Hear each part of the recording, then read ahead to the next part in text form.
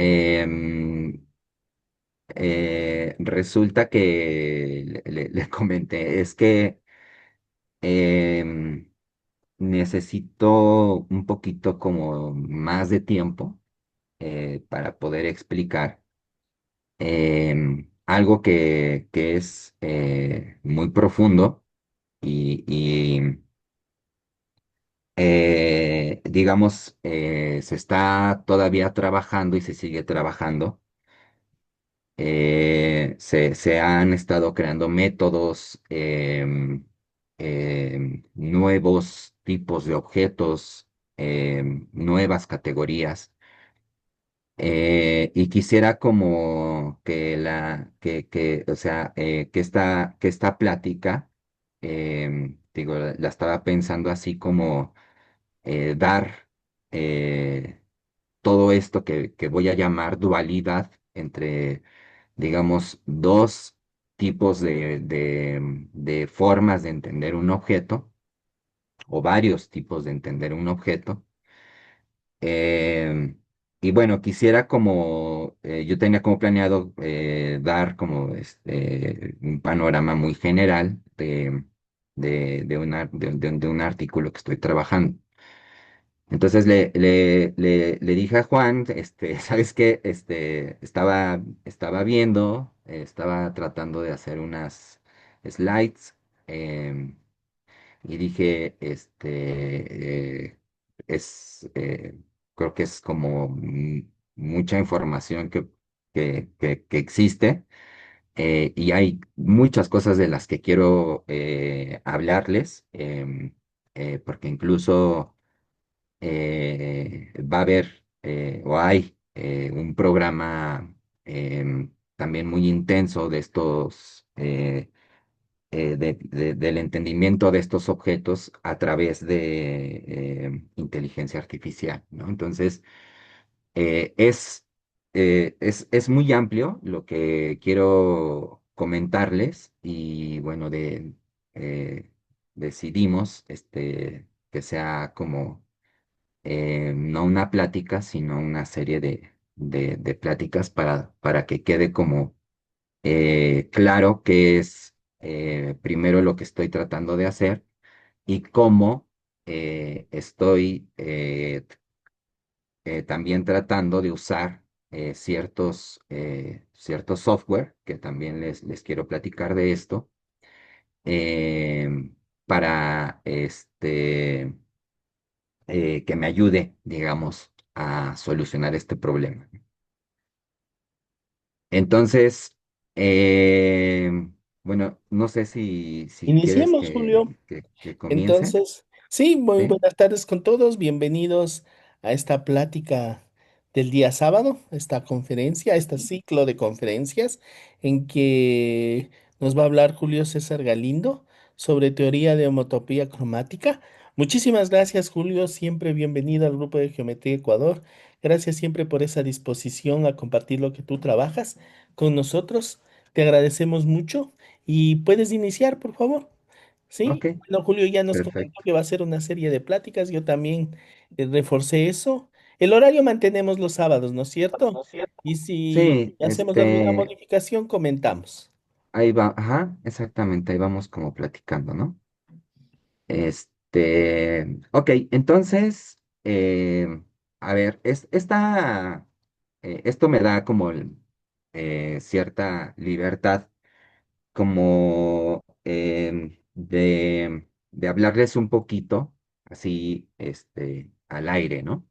Ya después, digamos, voy a ser medio informal, o tal vez muy informal, en de lo que se trata, qué tipo de objeto es el que queremos entender o el que se necesita entender. Y hay dos em, mundos que no están interconectados, ¿no? Pero hubo una especie de puente entre estos dos mundos que logró clarificar. una conjetura. Entonces, eh, de lo primero que les quiero hablar no es tanto de la teoría de homotopía ahorita. Sí voy a decir algunas cosas, pero quiero empezar con, eh, con este problema que surgió, em, que como una conjetura que se llama la conjetura de Bloch-Kato. Eh, y esto es muy bonito porque resulta que esta conjetura, a ver si se ve bien, si Sí, se ve me todo dicen claro. si, Está todo si clarito. empiezo a escribir se ve bien, a ver. Este, ok, entonces, bueno, qué es lo que dice esta conjetura, ¿no? La conjetura de Bloch se llama de Bloch-Kato. Eh, Bloch-Kato. Eh, ok, entonces, vamos a suponer que tenemos un número primo, ¿sí? Este, em, Ahorita explico por qué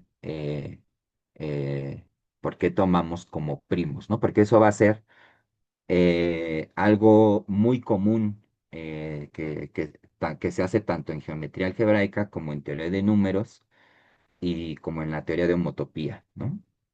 Entonces, vamos a tomar un primo, L, ¿sí?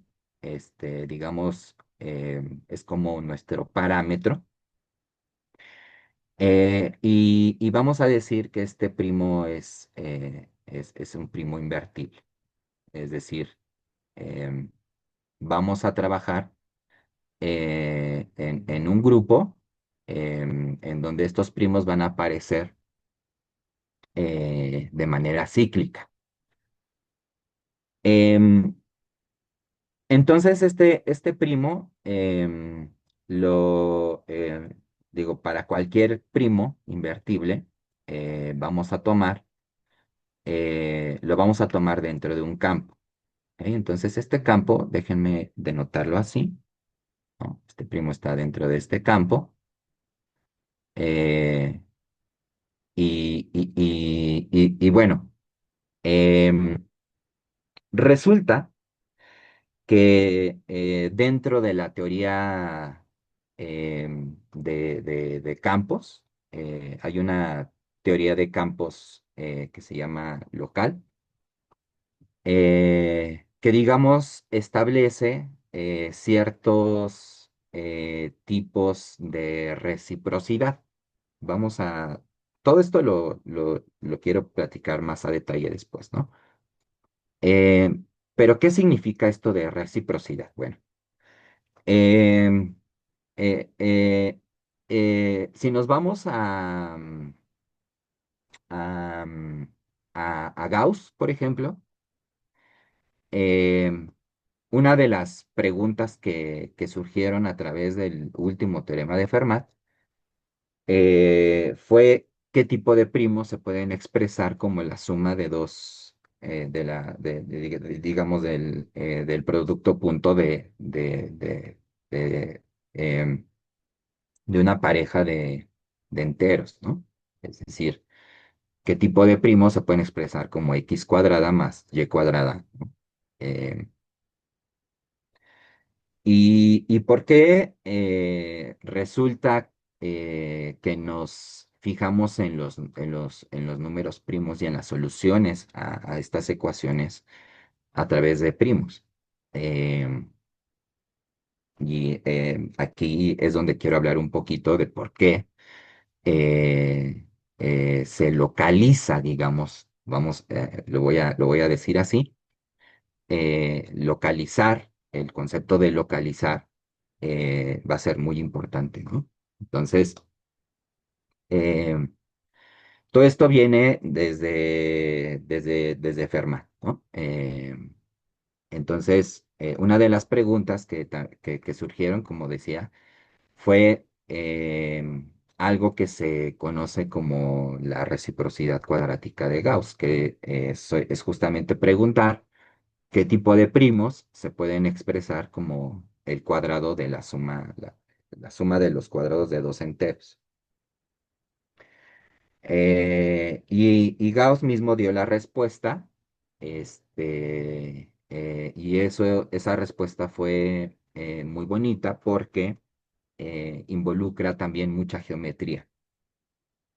De hecho, la geometría que involucra está relacionada con una extensión, le voy a llamar así, eh,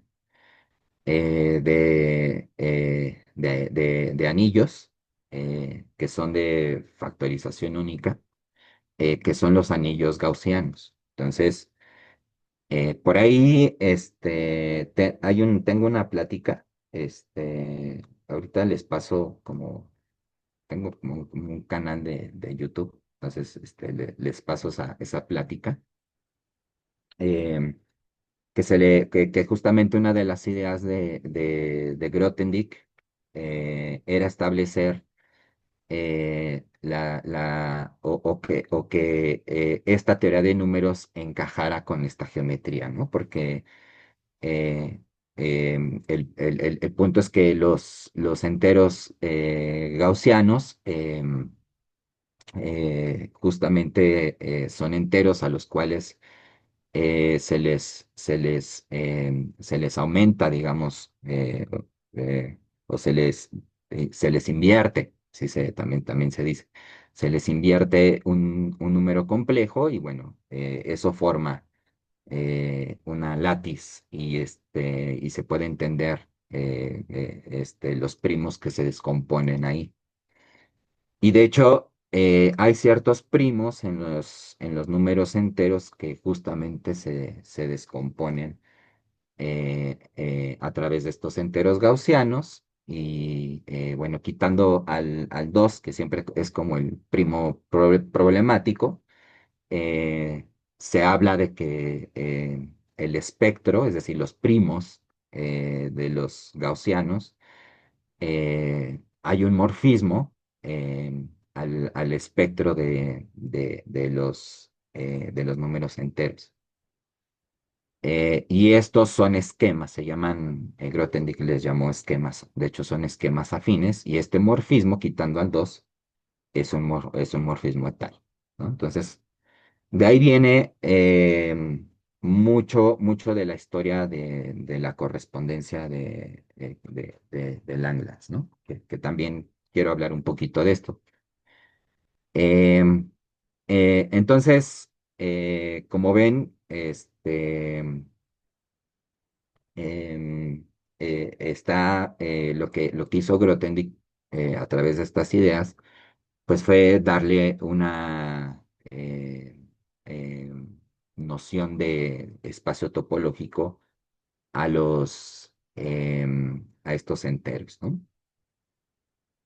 A través de los primos. Y bueno, esto forma una topología, ¿no? Que es una topología un poco débil, eh, que relaciona, estaba relacionada, digamos, gracias a los trabajos de Zariski. Eh, por cierto, Zariski, una de las grandes mentes también dentro de la geometría algebraica. Eh, Doctora Montfort, por ejemplo, medallista Fields. Entonces, eh, ellos lo que estaban trabajando era como una noción más general de la escuela italiana, que la escuela italiana, digamos, trabajaba con ciertos polinomios y entender los ceros de esos polinomios, ¿no? Entonces,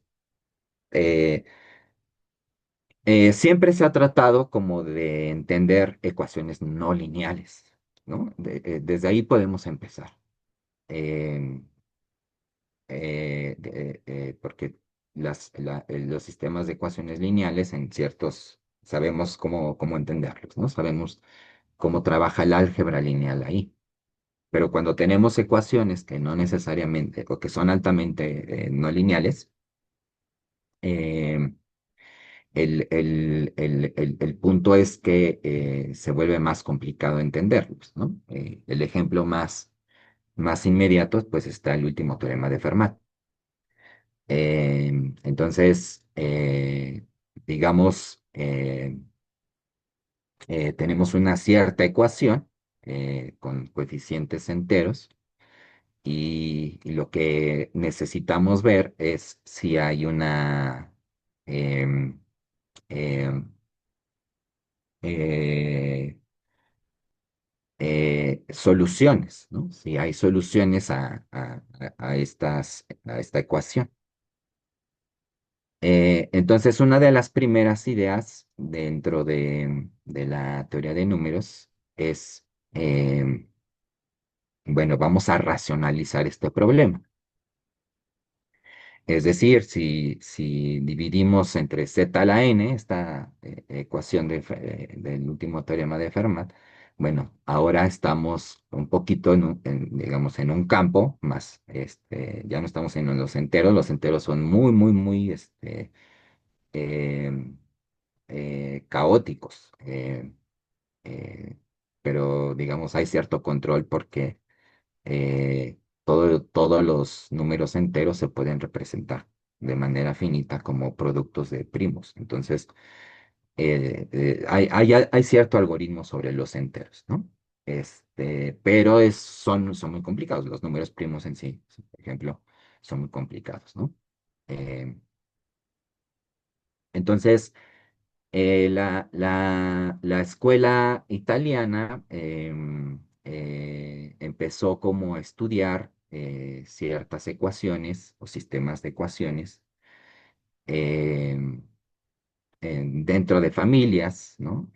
Y cómo se intersectaban o si no se intersectaban entre ellos, si había singularidades, superficies, etcétera, etcétera, ¿no? Entonces, lo que se hizo, lo que Zariski empezó a trabajar fue eh, entender globalmente a todos estos objetos, ¿no? Es decir, vamos a fijarnos en todos aquellos puntos que anulan a una familia, de hecho, finita de polinomios, ¿no? Eh, Y resulta que, pues bueno, esto si tomamos un polinomio, pues bueno, tenemos algunas figuras geométricas, ¿no? Entonces, em, a digamos que a través de estos conjuntos, em, eh, se puede establecer una teoría de lo que se empezó a conocer como variedades. Y ellos empezaron a generalizar a través como de estableciéndole una topología, que es una topología débil, como decía antes, que se llama la topología de Zariski. Entonces, lo único que se necesita, pues, es entender cuáles son nuestros cerrados. Y, bueno, cumple la topología de Zariski. Entonces, se hacen junto con Montfort una teoría de variedades. Y, por ejemplo, hay un resultado muy, muy bonito que se debe a Chow sobre cómo cierto tipo de variedades se pueden encajar en curvas, ¿no? Es decir, satisfacen, es como una especie de reciprocidad, ¿no? Satisfacen ciertas ecuaciones. Y esto viene un poquito al caso porque después Grothendieck y la escuela de Grothendieck, gracias a esta observación de que hay una cierta relación entre la descomposición de primos en los enteros gaussianos, bueno, se puede establecer, una vez que le demos topología a estas cosas, que generaliza Grothendieck, ¿no? Que también se llama topología de Zariski. Se le dota también a los enteros, por ejemplo, de la topología de Zariski. Y una vez que tenemos eso, pues ya tenemos funciones y tenemos estos morfismos, por ejemplo, y se puede establecer cómo entender a los primos a través de estos primos gaussianos, ¿no? Por ejemplo, con estos morfismos que se llaman etales, que son como cubrientes en el caso topológico. ¿Cuál es la gran idea de resolver este tipo de cosas, ¿no? La gran idea viene de Hasse,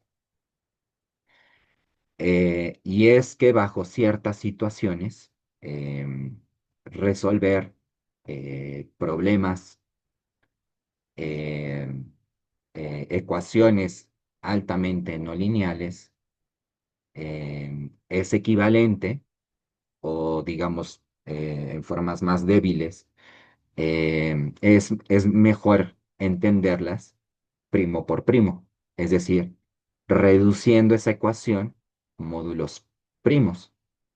Y esa idea como que es la gran idea, ¿no? Es como la gran idea. Eh, Tan grande es esta idea que es por ejemplo, la reciprocidad de Gauss te dice cómo prescribir ciertos primos a través de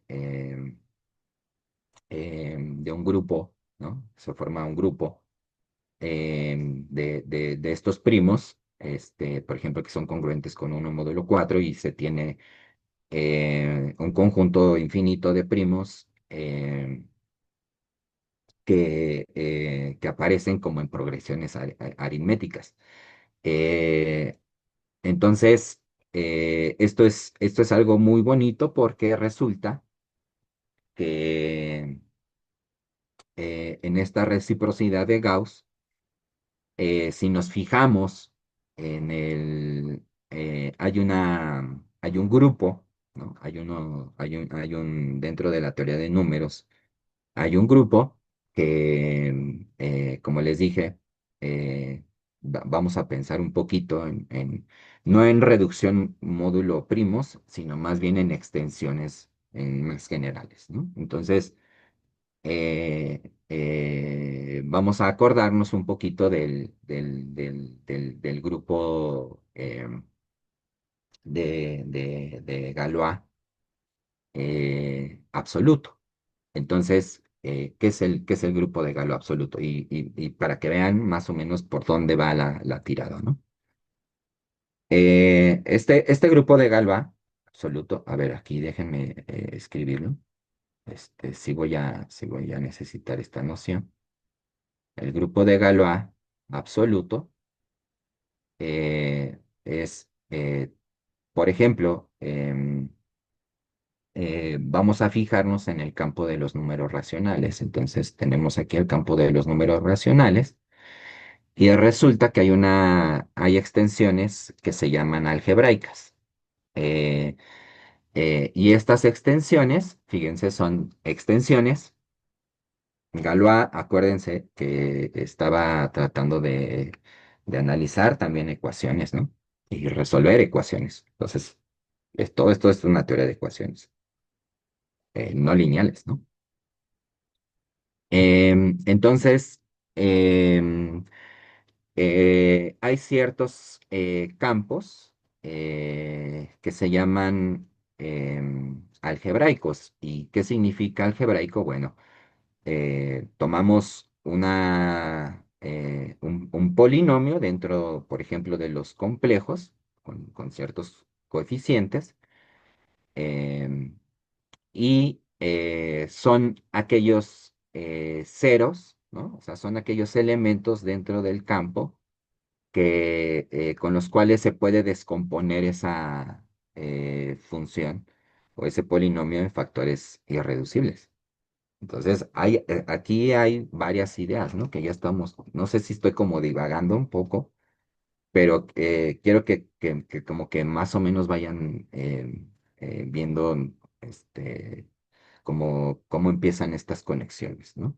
Entonces, existe una extensión maximal eh, que digamos es la extensión en donde todos los polinomios que estamos considerando dentro de los coeficientes en los racionales eh, se descomponen completamente, ¿no? Entonces, esto se llama la cerradura algebraica de Q, ¿no?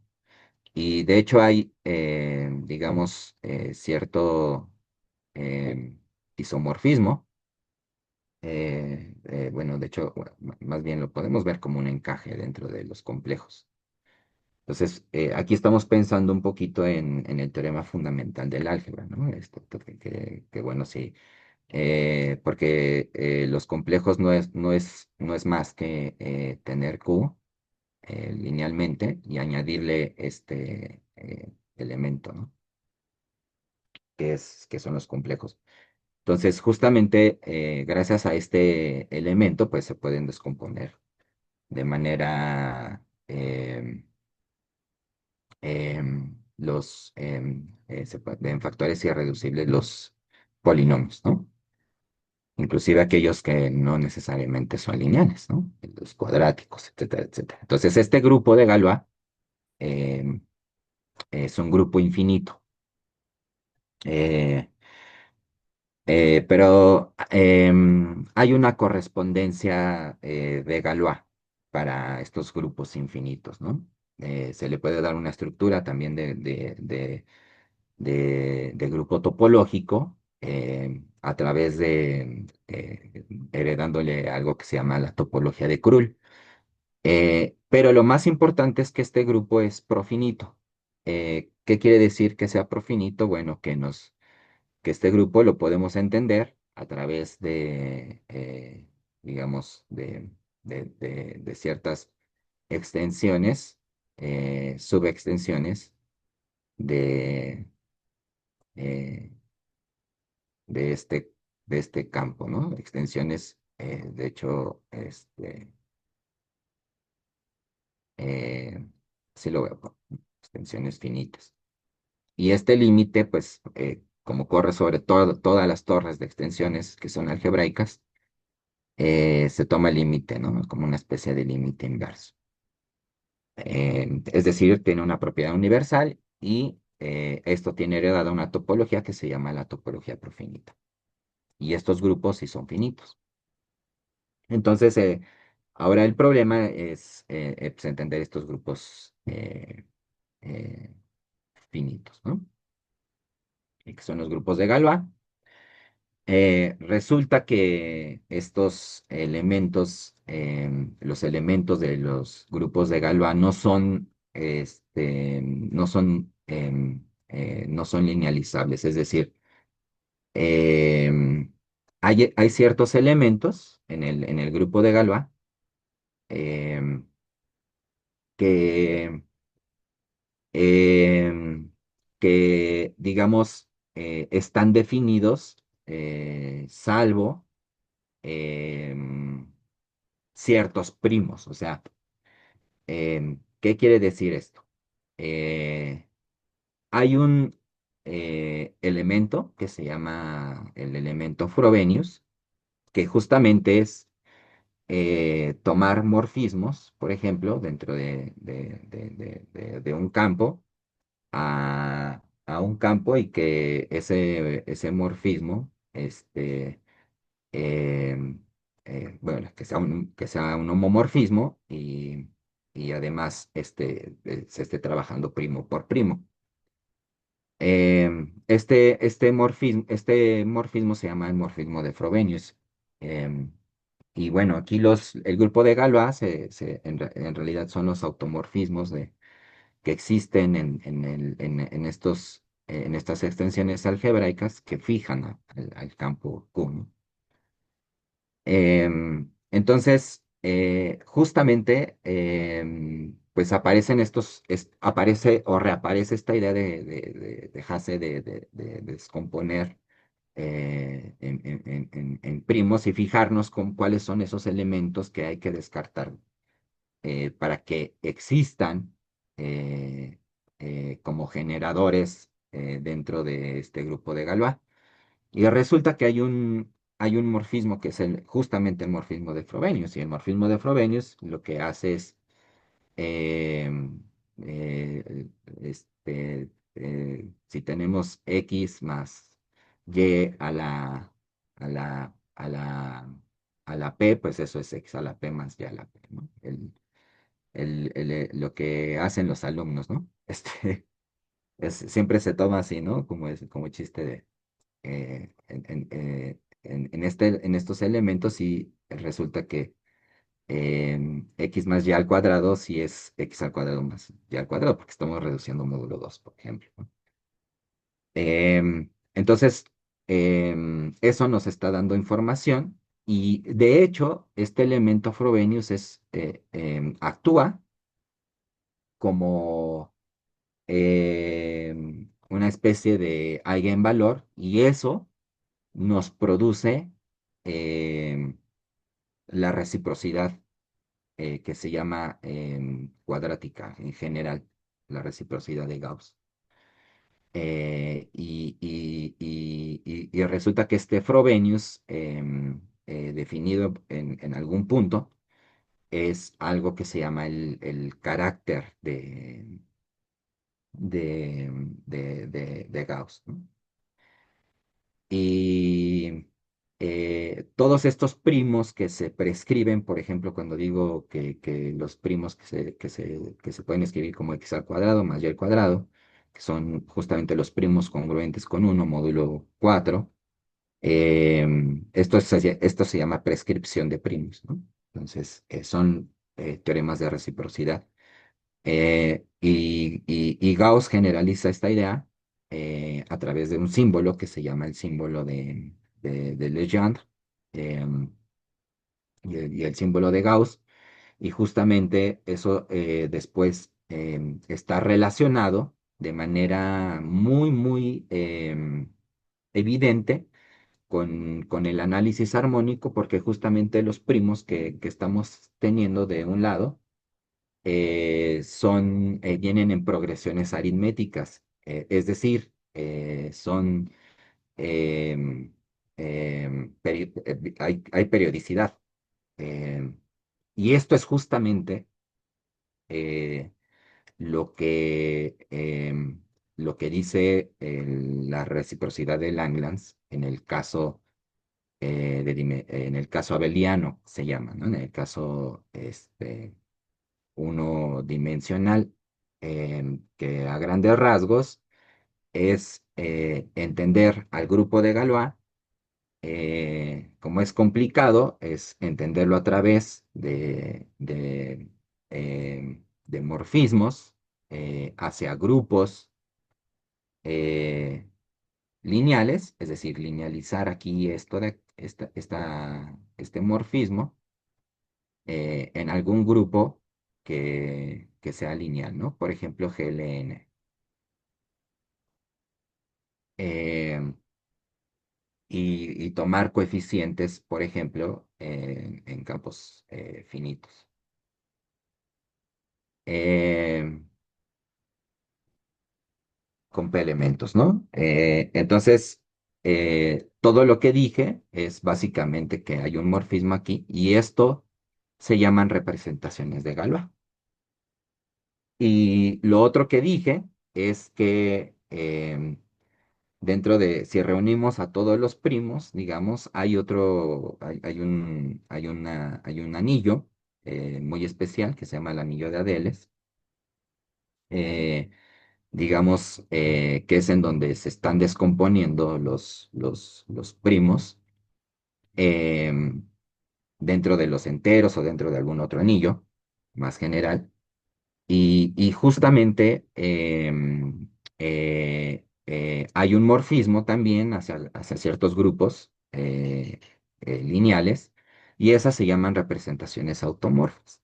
Entonces, lo que les acabo de decir hace ratito, lo que establece la reciprocidad de Gauss es que las, la información que está organizada dentro de algo que se llaman funciones L, ¿no? Las funciones L organizan como toda esta información que les acabo de comentar. Hay funciones L asociadas a, a, em, a ciertos, bueno, las funciones L son funciones complejas. Eh, entonces, por ejemplo, las funciones L que vienen de la reciprocidad de Gauss están en correspondencia con las funciones L de caracteres de Dirichlet. Entonces, es justamente esto que vienen en progresiones, o sea, esta reciprocidad viene justamente dada por primos dentro de familias armónicas, ¿no? Esta prescripción. Eh, por ejemplo, cuando este carácter que estoy diciendo, que es un homomorfismo multiplicativo, em, es de hecho de Dirichlet. Si este carácter, por ejemplo, es el carácter trivial, esa función L es la función zeta de arriba, ¿no? O sea, fíjense cómo se está relacionando todo. No sé si estoy, no sé si haya dudas ahorita, no sé si se va como entendiendo lo que estoy tratando de platicar. Les digo, ahorita les quiero como platicar, más que escribir, empezar a escribir matemáticas, ya tendremos tiempo para eso. Este, pero ahorita quiero como que vean por qué reducir módulos primos es la gran idea, ¿no? Es como una de las grandes ideas. Si tienen No sé preguntas, que si, se no sé estén si en la hay algo. libertad de abrir el micrófono. Sí, si tienen alguna duda. Para mí estuvo claro, diste una visión global de cómo se relaciona todo. Muy Ujú. bonito. Ujú. No sé si... Exactamente. Entonces, digamos que lo que se está relacionando son teorías de las matemáticas, ¿no? Porque estamos hablando de la geometría algebraica, que es esto de buscar ceros de polinomios, ¿no? Estamos hablando de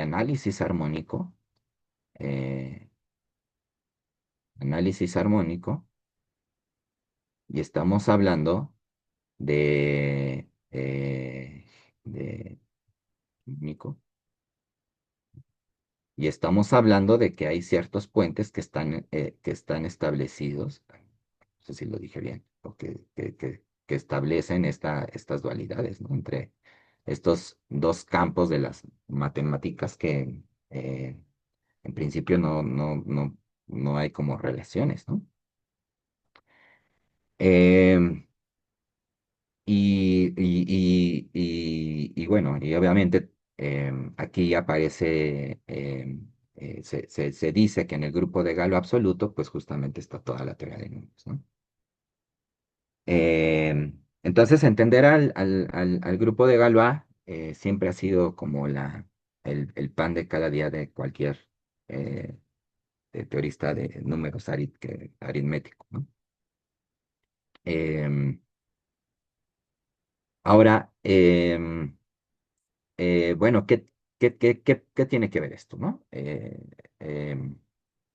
Em, bueno, a ver, resulta, ¿no? Em,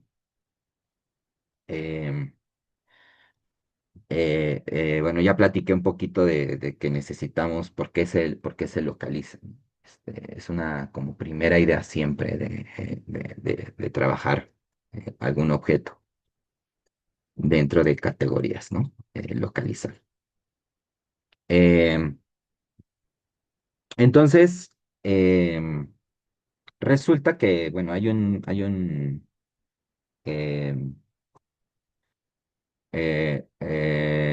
hay hay un cierto grupo, ¿no? Que conocemos, em, que se llaman las raíces de la unidad, ¿no? Em, entonces, pues, justamente son aquellos, estas raíces de la unidad, pues son em, em, raíces de ciertos monomios, ¿no? En em, y bueno, estas raíces de la unidad, de hecho, se pueden encajar en los números complejos, porque justamente son raíces de uno y podemos establecer ahí una correspondencia, ¿no? Como en álgebra lineal. Eh,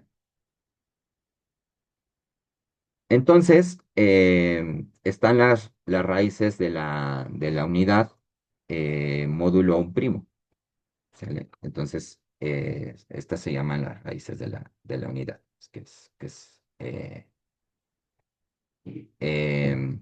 módulo este primo L que acabamos de fijar, ¿no? Em, bueno, estas se llaman las Lésimas raíces de la unidad, ¿no? Son elementos dentro del campo, tal que al elevarlos a L, que recuerden que es un primo, eh, nos da uno, ¿no? Entonces, esto forma un grupo, es un grupo multiplicativo, eh, y, y resulta que, que no nada más es un grupo multiplicativo, sino hay una acción aquí del grupo de Galois, ¿sí? ¿Por qué? Porque son soluciones, ¿no? Entonces, si formamos x a L menos uno, pues en realidad estamos haciendo igual a cero. Lo que estamos buscando pues son justamente estos elementos, ¿no? Entonces, el grupo de Galois actúa eh, en este grupo y esto se llama un módulo de Galois. Entonces, este es un módulo de Galois, así se llama. Módulo de, es un módulo de Galois.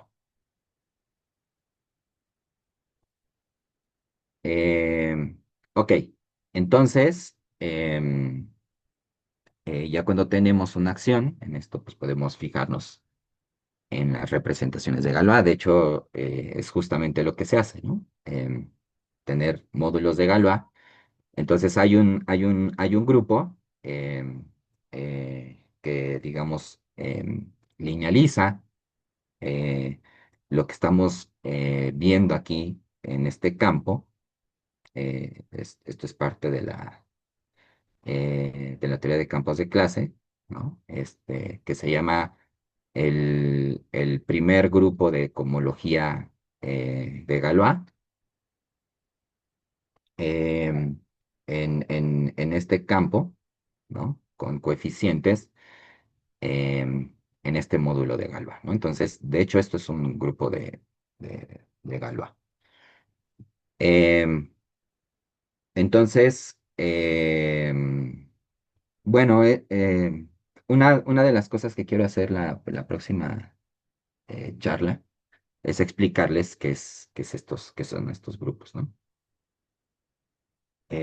Porque son grupos de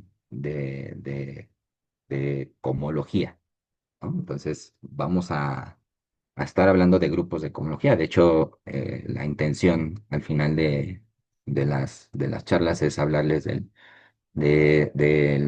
grupo de un grupo de cohomología estable, que, que estudió Quillen dentro de la teoría de homotopía, ¿no? Pero bueno, ¿y cómo está relacionado todo esto con... Esta es una primera relación. Eh, entonces, digamos, es algo que después voy a explicar, ¿no? Pero básicamente es linealizar todos estos puntos en el campo que tienen coeficientes en el en el mismo campo, pero que al elevarlos a una cierta potencia L, nos da uno, ¿no? Es lo que les estaba diciendo, reducir módulo primos. Em, entonces, estos son grupos de Galois. em, eh, eh, ¿Por qué son importantes los módulos de Galois o los módulos de Tate, por ejemplo? Eh, ¿Por qué es importante esto de la cohomología? Entonces déjenme ahora empezar a hablar un poquito de qué es lo que hace la homología o la cohomología, ¿sí? Pero lo voy a hablar así como estoy hablando. Perdón si no ven así como tantas matemáticas, ven más como un podcast, parece podcast, pero quiero primero que se entienda cómo vamos a jugar con estos elementos, ¿no? Eh, entonces, ¿qué es esto de la comología o la homología en general, ¿no? Em, bueno, esto también es parte de una historia que ya, digamos, que tiene que ver con esto, que después lo vamos a relacionar, pero bueno, digamos que hay otra historia. Em, Ahorita les digo qué pasa si es, o cómo es que se puede calcular esto. Entonces, está digamos, vamos a hablar en términos un poquito categóricos para que, porque después vamos a hablar de otras categorías más generales, ¿no? Pero, por ejemplo, imaginemos que aquí tengo ciertos espacios topológicos, ¿no? Espacios topológicos que son espacios topológicos con una buena estructura, ¿no? Digamos espacios CW, por ejemplo, ¿no? Espacios topológicos CW, que es generalmente con lo que se trabaja. Entonces aquí voy a poner CW, nada más para que acordarme de algo que les quiero platicar también. Entonces, estudiar los espacios topológicos, pues es algo bastante complicado, ¿no? Em, pero bueno, digamos, forma una categoría, hay morfismos entre espacios topológicos y bueno, está toda la teoría de formas diferenciales, cuando uno estudia espacios topológicos, por ejemplo, em, si estas son diferenciables o si son complejos, ¿no? Tienen ciertas estructuras, ¿no? Están las superficies de Riemann, por ejemplo. Entonces, em, creo que por cierto, las superficies de Riemann, este, em, también aparecen dentro de esta reciprocidad, ¿no? Y es también de lo que quiero hablarles un poquito después, de cómo es que se establece el último teorema de Fermat en términos categóricos. Em, pero bueno, tenemos espacios topológicos. Y bueno, se ha tratado como de estudiar estos espacios topológicos a través de ciertos grupos. Digamos, aquí vamos a una categoría, que son la categoría de los grupos abelianos, es decir, abelianizar estas cosas, linealizarlas. Eh, y una de los primeros y más importantes intentos de, de establecerle un grupo abeliano a estos espacios topológicos ha sido a través de la teoría de homotopía. Es decir, em, establecerle un grupo de homotopía a estos espacios, ¿no? Que vamos a suponer que son punteados, para que no haya broncas con los topólogos. Em, entonces, uno de los primeros invariantes bueno, que nos dice, recuerden que en topología, ¿no? Aquí estamos hablando en otro mundo, pero es parecido a lo de acá arriba, ¿no? Lo que se busca en topología es clasificar objetos, ponerlos en una bolsita de acuerdo a, a- pues lo más fácil que se puede hacer es tener la idea de contractibilidad, ¿no? Es decir, em, lanzar cuerditas a estos objetos y clasificarlos si los puedo contraer hacia mí, si los puedo traer, si puedo traer la cuerdita hacia mí o no, porque en ese caso, por ejemplo, podría ser una taza, ¿no? O una dona, que son homomórficamente equivalentes. Em, entonces es clasificar eso a través de ciertos grupos, ¿no? Que se llaman grupos de lazos, que bueno, se ve esta relación de homotopía cuando estos dos objetos son homotópicamente equivalentes. Em, y bueno, se le da una estructura de grupo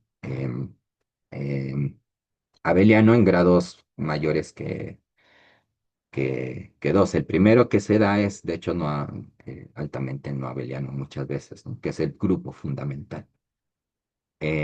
Pero bueno, si nos olvidamos un poquito ahorita del grupo fundamental, bueno, se le puede asociar un grupo que son los grupos de homotopía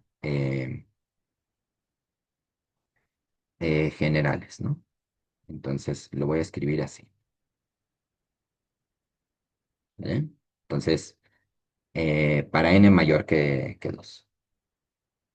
Entonces, esto a través de ciertos invariantes que tiene estos grupos de aquí, porque ¿cómo se crean estos grupos? Pues simplemente son homomorfismos que van de la esfera de grado n a este espacio topológico. Es decir, vamos a tratar de entender a los espacios topológicos a través de morfismos que provienen de la esfera de dimensión n, ¿no? Em, entonces, em, digamos, cuando n es igual a uno, pues no es abeliano, em, y se tiene el grupo fundamental, ¿no? Que también es algo que se estudia, ¿no? Que tiene eh, es muy complejo, ¿no? Estudiar el grupo fundamental. Hay teorías, ¿no? Hay gente que estudia los grupos fundamentales o la teoría de nudos que está dentro también ahí, por ejemplo, ¿no? Y es algo no trivial. Ujú. Eh, digamos, aquí estamos fijándonos en estas cosas.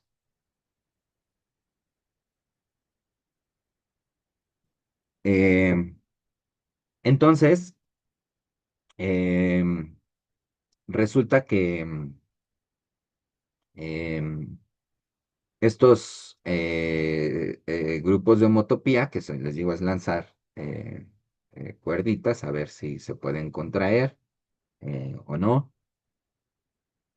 eh, resulta que es complicado, es una idea complicada, ¿no? Entender estos grupos. Em, Tiene propiedades bonitas, digamos. Por ejemplo, si tomamos el producto eh, de dos espacios topológicos, entonces eso es el producto de estos grupos abelianos, ¿no? Entonces, digamos, hay una relación, hay productos, también hay coproductos. Se puede entender estos grupos de homotopía para ciertos espacios topológicos, pero entender estos espacios topológicos para esferas, por ejemplo, es decir, entender morfismos entre es una esfera de dimensión n a otra esfera de ciertas dimensiones, es algo que sigue siendo un problema abierto. Eh, entonces, bueno, se ha tratado de entender este grupo de homotopía. em, y SER, digamos, tiene contribuciones muy especiales para estos cálculos. em, y bueno, el punto o uno de los puntos para entender estos grupos es em, fijarnos como en otro tipo de invariantes que de alguna manera estén relacionados con estos grupos, por, por, por lo complicado que pueden llegar a ser. Eh, entonces, digamos que estos espacios CW eh, tienen este, esos son espacios que están encajados, que forman un esqueleto, etcétera, etcétera. El punto es que se pueden entender morfismos entre estos espacios topológicos y em, a través de estos grupos de homotopía.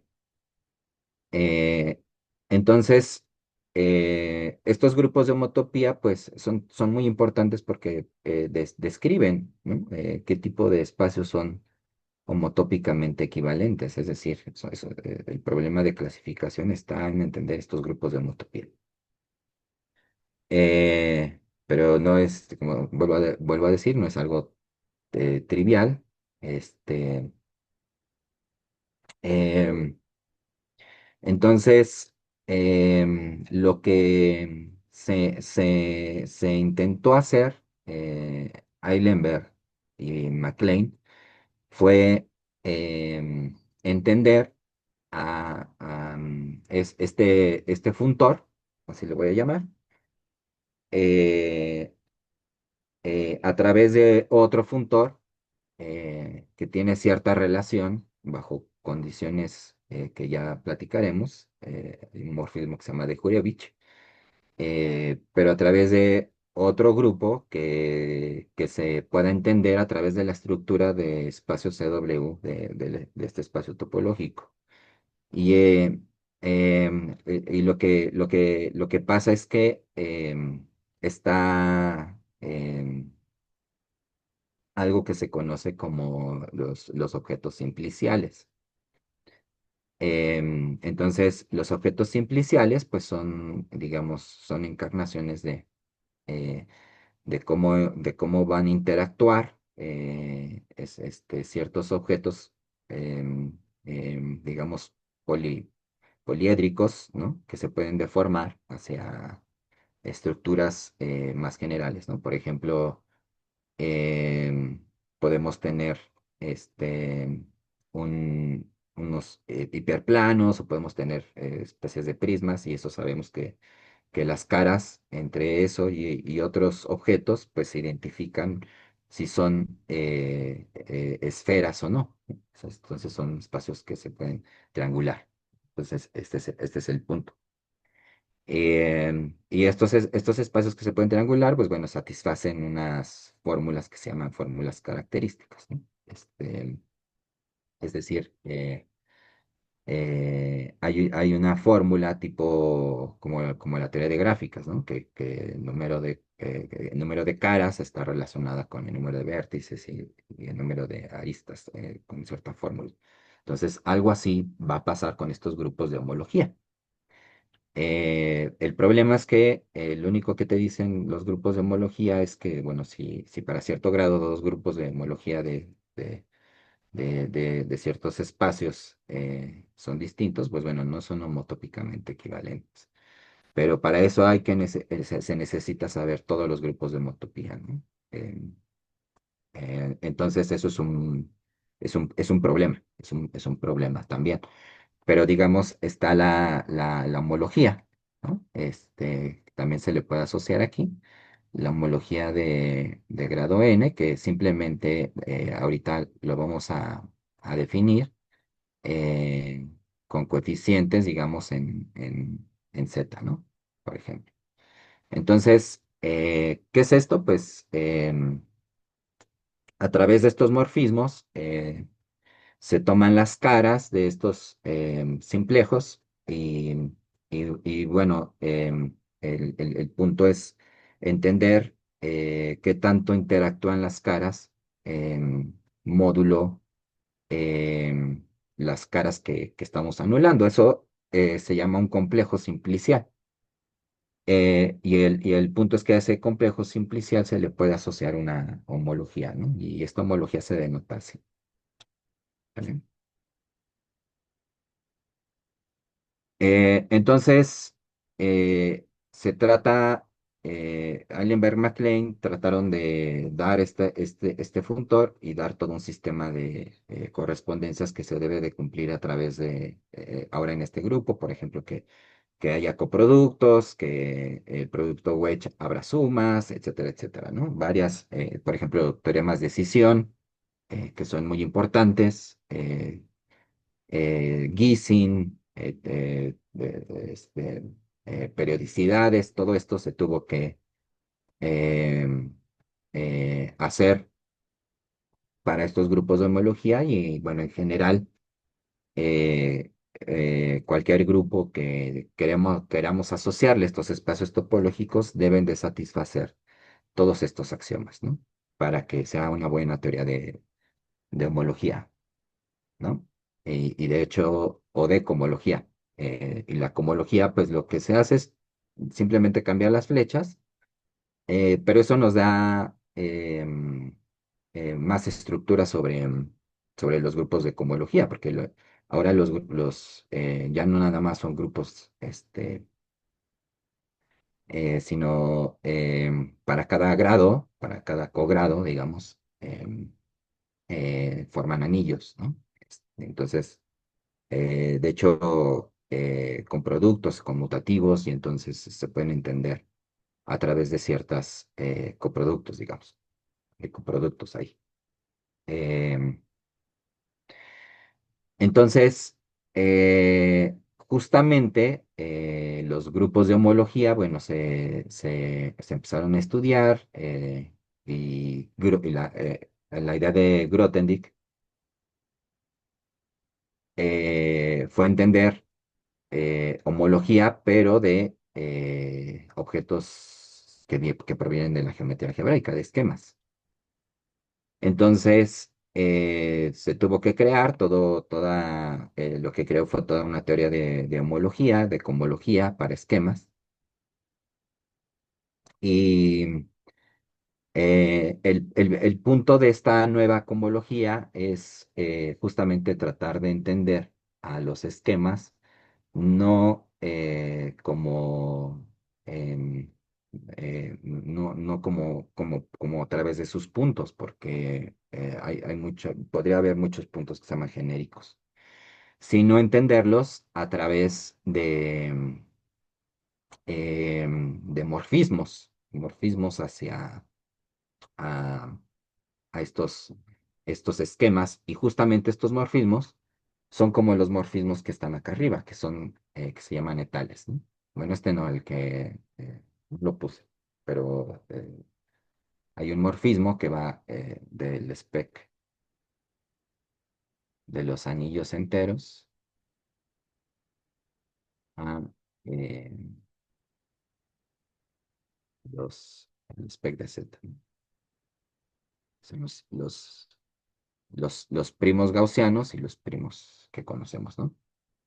Em, entonces, Grothendieck, para generalizar estas ideas, pues se fijó justamente en este tipo de morfismos, ¿no?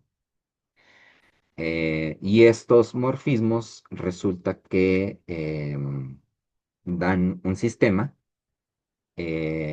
con el cual se puede establecer quiénes son los abiertos, quiénes son los cerrados, y a esa topología, a ese sitio topológico le llamó el sitio etal.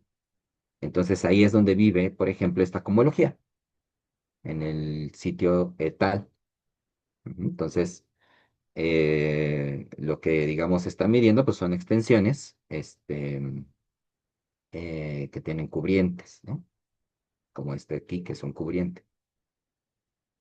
Em, ok, entonces, eh, eso fue lo que hizo Grothendieck.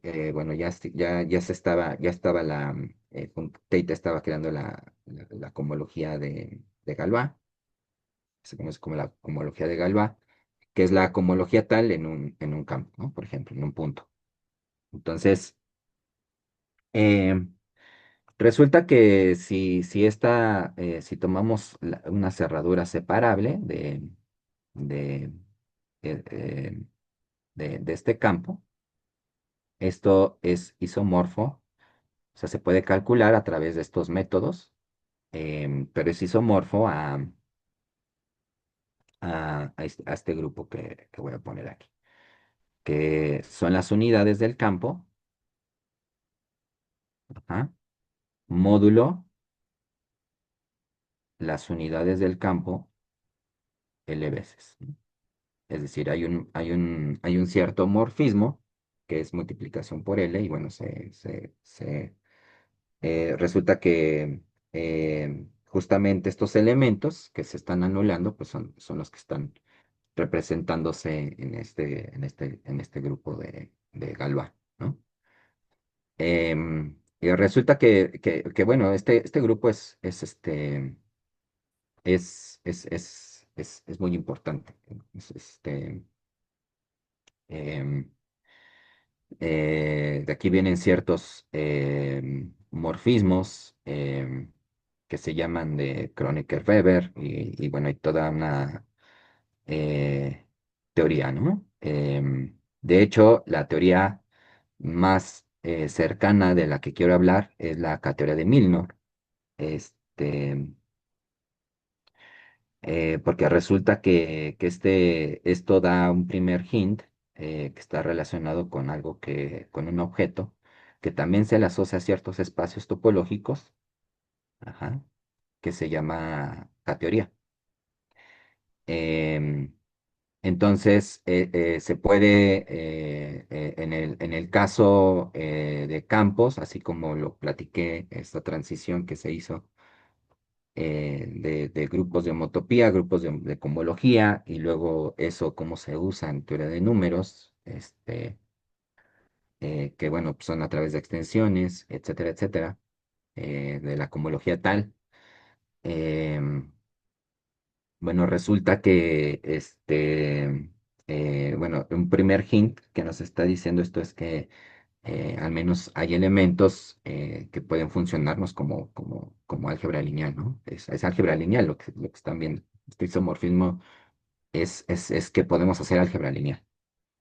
Y esa es una idea que quiero que entendamos después cuando veamos cómo se relacionan los grupos de homotopía con ciertos cubrientes que vamos a llamar universales. em, la gran idea o la idea bonita, pues es entender estas cubrientes y con eso dar como que lo que no conocemos, morfismos hacia lo que no conocemos, ¿no? Eso es como una especie de representación de Galois.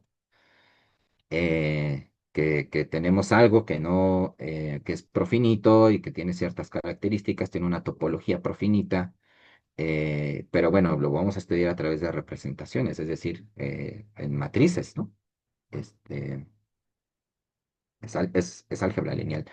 Y el punto es que, por ejemplo, cuando estudiamos a ciertos cubrientes universales, eh, la idea también va a ser linealizarlos, ¿no? Y va a haber una linealización que le vamos a llamar el J-homomorfismo, que eso va a dar pie a la descomposición de estos grupos de homotopía a través de estos otros grupos que se les asocia como, o anillos que se les asocia, así como los anillos de cohomología. Pero, por ejemplo, a la K-teoría general, a la K-teoría algebraica, o algo en lo que me voy a restringir, es al cobordismo complejo, ¿no? Entonces, a través de estos invariantes, digamos, se puede deducir cosas de los grupos de homotopía, ¿no? Ese es el punto. Son más complicados a veces, sí, pero no tan complicados como los grupos de homotopía. El punto es que al menos hay cierta linealidad o hay cierta representabilidad de estos grupos más generales, ¿no? Bueno, fueron establecidos por Quillen y Novikov y Quillen. Entonces, ¿qué es lo que está pasando aquí? Que estamos haciendo álgebra lineal. Entonces, bueno, la idea es em, entender después cómo se factoriza este morfismo y lo que les voy a explicar la próxima vez eh, es que, bueno, hay un cierto morfismo, que le voy a llamar así, que va de un grupo, que es el grupo de K-teoría de Milnor, generalizado, en estos campos, ¿no? Les tengo que explicar qué es esto. Y bueno, hay un morfismo hacia el grupo de cohomología etal, con estos morfismos etales de K a estas raíces de la unidad, ¿no? Entonces, em, bueno, aquí digamos tensoreados con n. Entonces, esto se llama, este morfismo se establece a través de ciertas relaciones que forman a la categoría.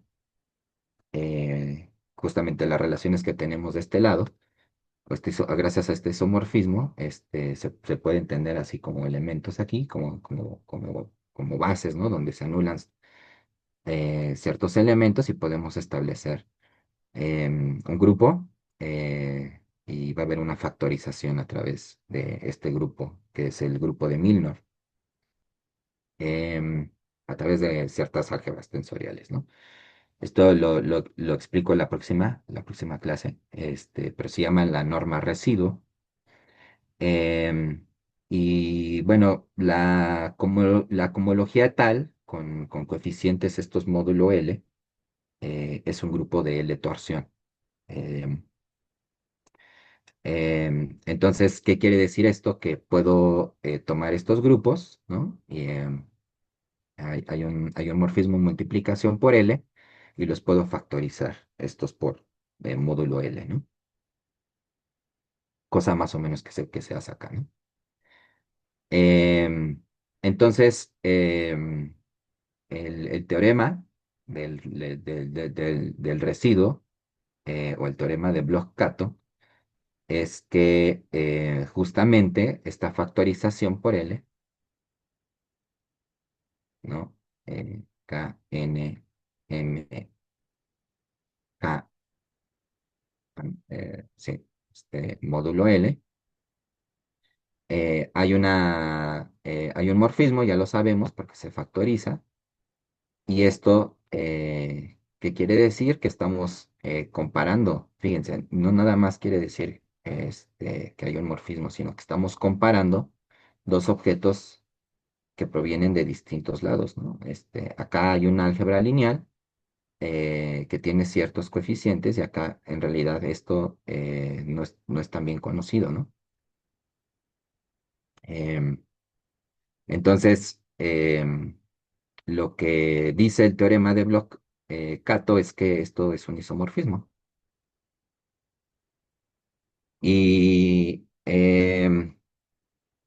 algo que es bien importante es la demostración de este resultado, ¿no? Que llevó a una medalla Fields. Y esa medalla Fields se la otorgaron a Wygotsky. Entonces, ¿qué es lo que hizo Wygotsky? Bueno, em, toma una idea que tenía Grothendieck en general, que se llama la idea de un motivo.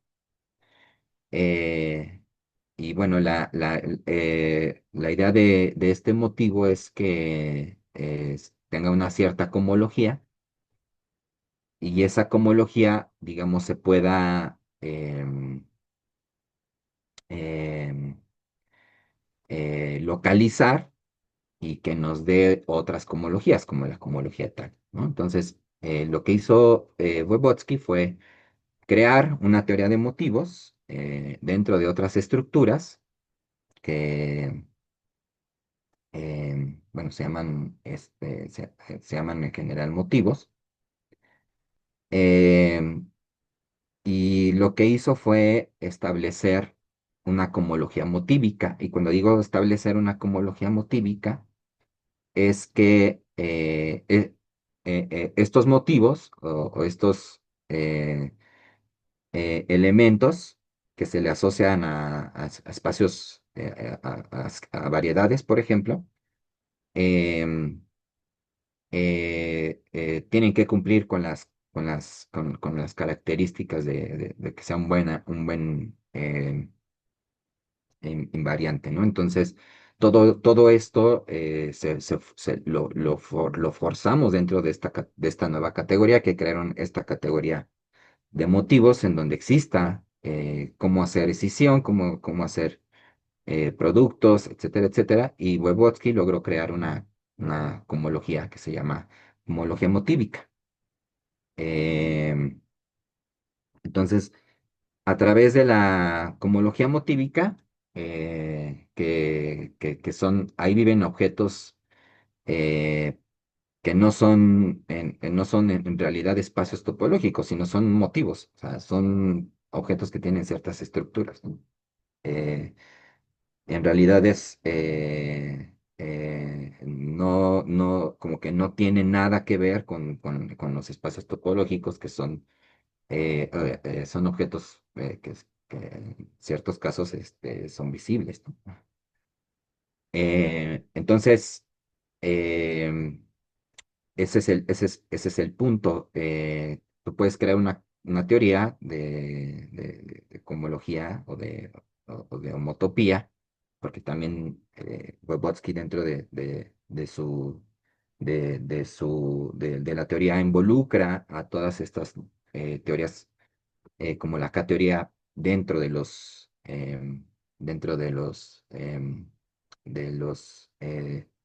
digamos, vamos a llamarle dentro de la categoría de Vygotsky, eh, que hay dos categorías, hay una homológica y hay otra de homotopía, ¿no? Entonces generaliza como estos resultados y también establece isomorfismos, sobre todo con un grupo muy importante, que es que digamos sería como el equivalente al grupo, a entender los grupos de homotopía, pero ahora de ciertos esquemas, que es el grupo de Chao, ¿no? Entonces, el grupo de Chao es muy difícil de entender. son ciclos algebraicos, o sea, hay que, eh, en superficies de Riemann, una primera aproximación se ve en el teorema de Abel-Jacobi, ¿no? A través del morfismo de Jacobi. Y es algo complicado, es algo complicado. Este, entonces, algo así se necesita. Todo esto lo hizo Bobotsky, relacionó a los grupos de Chao a través de estos nuevos grupos, por ejemplo, y logró establecer estos resultados, ¿no? Que comparan dos teorías de cohomologías que al parecer una lo que está contando es ciertos símbolos que nos dan estructuras dentro de extensiones de campos, módulo relaciones tensoriales, digamos, este, tiene naturaleza numérica, y del otro lado tenemos otra naturaleza, pero más aritmética, ¿no? Entonces, eh, son, digamos, este grupo de tal se está linealizando, ¿no? Con, con, con el grupo de Milnor. Entonces, eso va a pasar también en ciertas situaciones em, con la cohomología motívica, ¿sí? Y después pienso, como les dije, relacionar estos dos mundos ha sido muy complicado. De hecho, este es el de los pocos, o el único resultado que se conoce, ¿no? Bueno, hay otro que también les voy a platicar, que es del teorema de Reutemann. Este, em, pero en realidad es muy complejo, ¿no? Entonces, eh, hay gente que sigue trabajando con la teoría de motivos, ¿no? Ya digamos, en espectros o en categorías más generales, y y ya se están estableciendo como más herramientas para poder entender estos morfismos. El problema es que son matemáticas que ahorita apenas se están creando, ¿no? Em, entonces, bueno, es más o menos como la idea que tengo para platicarles. Les digo, en algún momento me voy a centrar al cobordismo complejo, em, que, que, eh, que fue también entender ese cobordismo, da una manera de entender cuáles son los grupos de homotopía de las esferas, ¿no? Porque si aquí tengo como una tablita, si nos fijamos en cómo está la teoría de homotopía, por ejemplo, nada más de esferas, bueno, en grado cero pues es Z, luego en grado uno es Z módulo 2, luego Z módulo 2, luego, o sea, uno eh, eh, parece aleatorio, ¿no? Cómo aparecen estos coeficientes, ¿no? Son grupos abelianos, eh, pero bueno, una de las parte de la arquitectura de los J homomorfismos es entender las esferas, ¿no? Y también tiene su dual en los espectros en el espacio, en la categoría de Vygotsky, ¿no? En la teoría de espectros. Entonces, quiero platicarles un poquito esto y cómo se aproxima eh, algo que se llama la sucesión espectral de Atiyah-Hirzebur, que nos da ciertas insights de cómo están apareciendo estos números, con unas ciertas filtraciones que se llaman que proviene de torres en categorías trianguladas, y que a través de dualizando esas torres, se puede dar una aproximación a em, a la sucesión espectral de Atiyah-Hirzebur.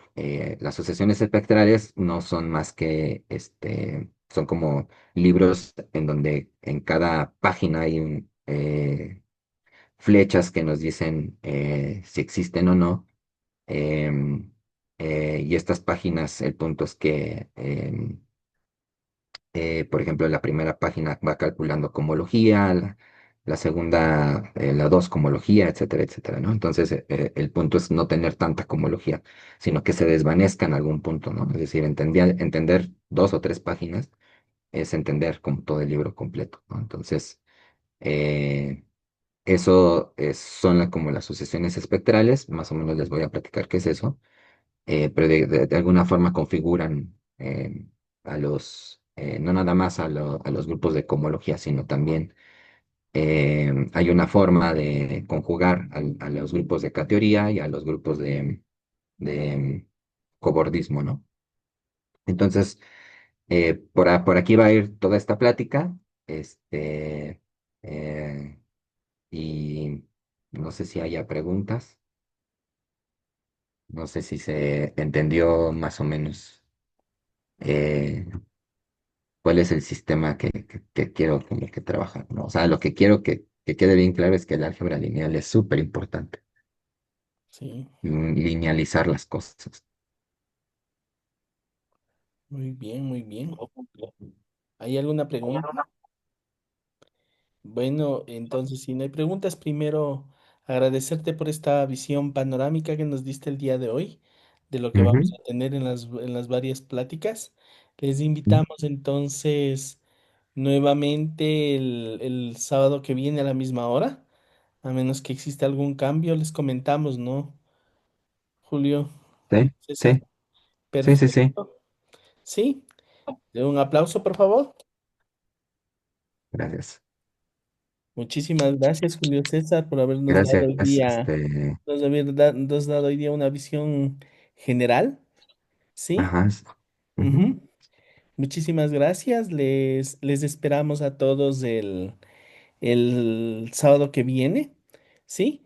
Y además queremos invitarles, vamos a tener un curso de superficies K3, dictado por el doctor Sergio Troncoso.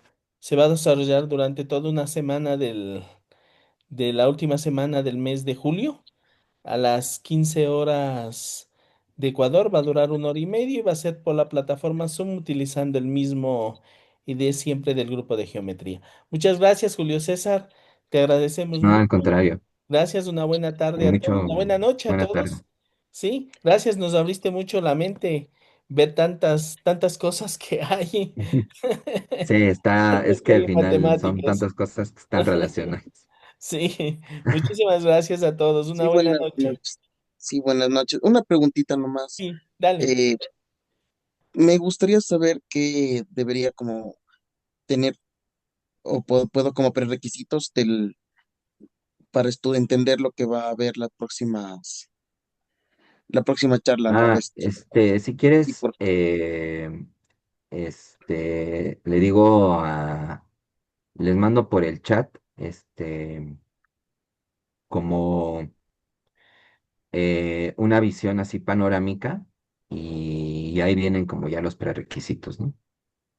o sea, claro, porque, bueno, unas cosas se van a ver pues, seguramente y otras cosas se supone que Sí, aún no claro, debe saber. Por ejemplo, yo es un poco sobre la teoría de homología, de homotopía, de los sí, simples, eso es algo que yo ya conozco, ¿no? De la parte de la geometría algébrica, pero ahí hablaste de algunos grupos que no conozco, igual algunas teorías de los números primos y sus relaciones con la exacto. teoría de Fermat, que eso sí no conozco, entonces no sé qué parte es la que debo aprender a estudiar y qué parte es la que va a haber estar integrada dentro Sí, de la charla. yo te mando, yo les mando ahí como unas notitas que tengo y ahí vienen como los prerequisitos, ¿no?